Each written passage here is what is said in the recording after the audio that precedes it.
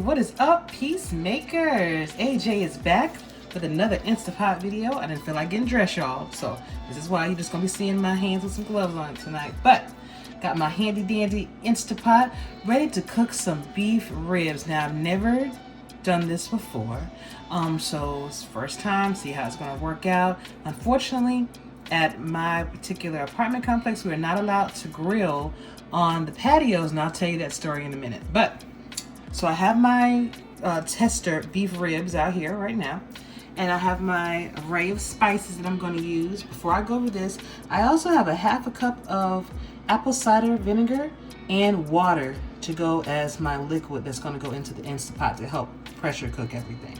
So my seasonings, though, consist of Slap Your Mama seasoning, and this is a tablespoon of each except for the salt and the sugar, which are teaspoons.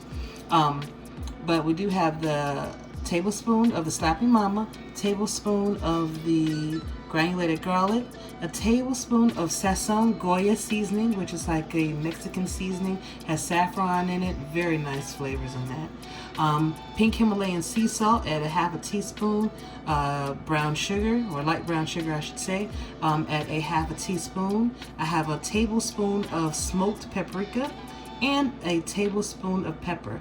The smoked paprika will lend that smoky flavor that I'm looking for, because after all, whenever you do ribs, you want that kind of smoky flavor to it, and since I'm not going to be cooking on the grill, that should help with that. So what you're going to do is you're going to season the ribs very liberally, very well, and make sure that both back and front are covered with seasonings, and then the whole dish should take anywhere from 55 minutes to about an hour to cook.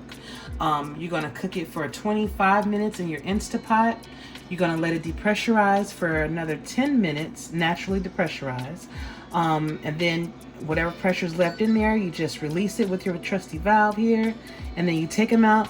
I'm planning to do a crust on my ribs, so I'm going to heat the oven up to 400 degrees. Cook the ribs at 400 degrees for 10 minutes so it'll get kind of a nice crust on it. Then take them out again, coat it with my favorite barbecue sauce, and then I'm going to slide them back into the oven for an additional 10 minutes, and hopefully they'll come out beautiful for you, for us, I should say.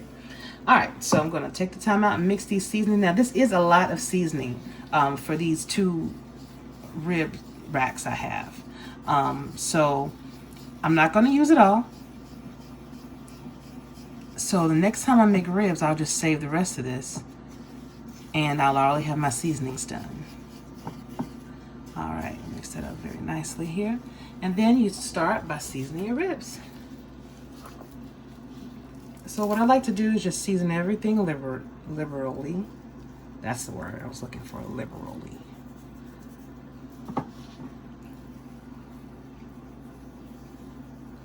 Now, back to the story. So the reason why my apartment complex we can't grill on the patios anymore. I work as a leasing consultant, so it's my job to check the apartments to make sure they're move-in ready, or even when people move out, to make sure, to see what they left behind, see what needs to be trashed out and everything. So I was checking this apartment one particular day, and I noticed, before I do that, let me show y'all this one thing. You see how those seasonings just fell off right there? What I was supposed to do was rub them in. So let me just go back and do that. But as I was saying before, I just pat these in gently. But so I was checking the apartments, and I go on the patio, and I see there's a big hole, like a big burn mark in the patio. So I asked my manager, what happened there? Come to find out, someone was grilling, and they used like the little circular container that holds the coals inside of it, and they set the whole thing that was still hot on the patio flooring, which is all wood. So it burned a hole through their patio into the neighbor's patio, and this is why I can't grill on my patio, because some clown didn't know what he was doing, he or she was doing, and now we all have to suffer. So I'm hoping that this recipe will work out, and this is how I'll be cooking ribs. until the summertime when I can use the part, because right now it's too cold outside. All right, so seasonings are done. I'm gonna save this. Probably gonna be doing some cooking with the rest of these seasonings a little bit later on with some other recipe I have. So as you can see, they're nicely coated. Seasonings are beautifully packed in. I'm gonna remove my gloves. And all this stuff out of the way. I'll leave that there. All right, so take the lid off your InstantPot. Make sure that your trivet is inside of it. This little basket thing that comes with the InstantPot. Very good. I actually used it for corned beef and cabbage one time, and you actually have to use this trivet to have the corned beef sitting on top. So what you're gonna do, you're gonna take your half a cup of water, half a cup of apple cider vinegar, pour it straight in the pot. And then you're gonna take your ribs and sit it right on here. Now, if they were a little bit bigger, let's see if they're fit. Yep, looks like they fit beautifully. Then we have this one that's gonna go right on top here. Well, let's put that on the side. Just gonna move them over a little bit. Give them some room.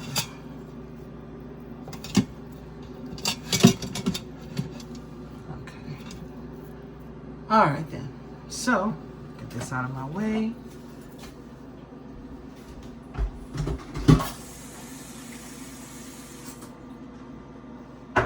All right. So now we're gonna put the lid on.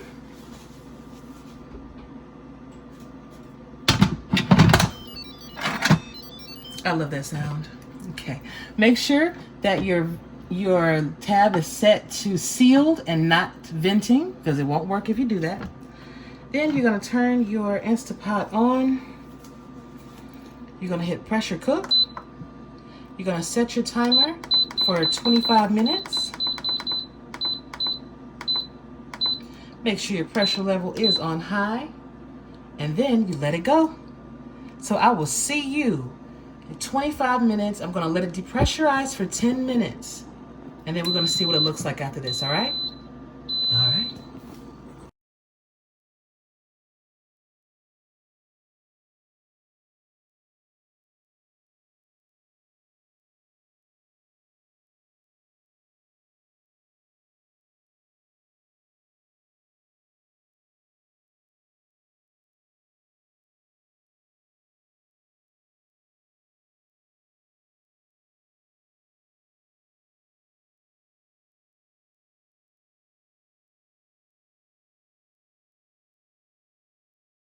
All right, so this has been that last 10-minute mark. Gonna see the tenderness. Uh-oh, that looks great. Uh-oh, let's test it.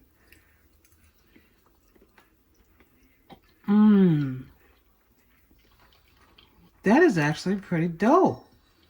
But you know, I kind of want it to be a little bit more crustier than this. So what I'm gonna do is I'm going to adjust the temperature of my oven to 250.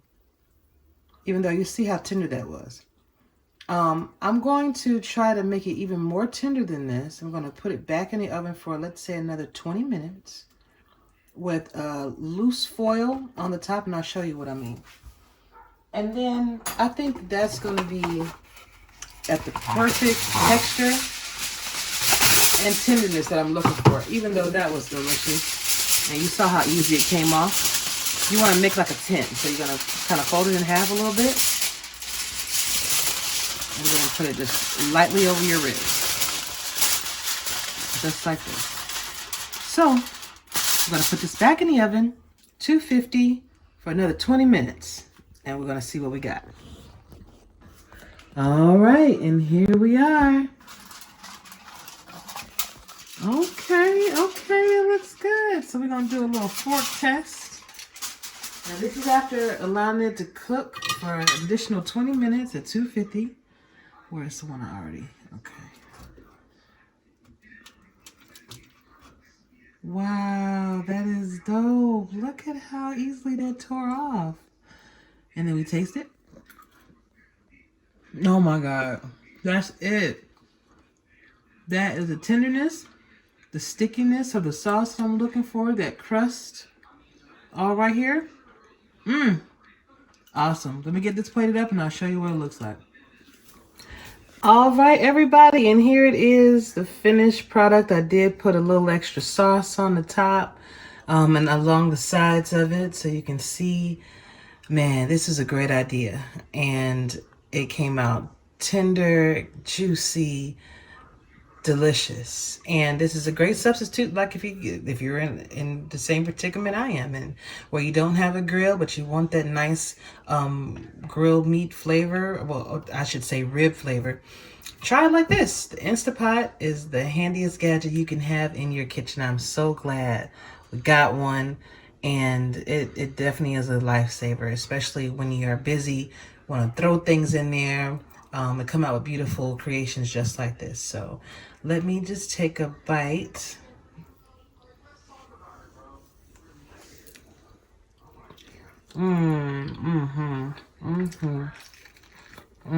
Okay. That was 2. But that was absolutely amazing. Tender ribs, wonderful sauce. I mean, you can tell it wasn't cooked on the grill because it doesn't have that smoke ring, doesn't have that smoky flavor, but it's a great substitute. So I highly encourage you guys, try it like this. An hour and 30 minutes, you can have thick cut beef ribs cooked to perfection with your InstantPot. And now I'm gonna go eat. I'll see y'all soon.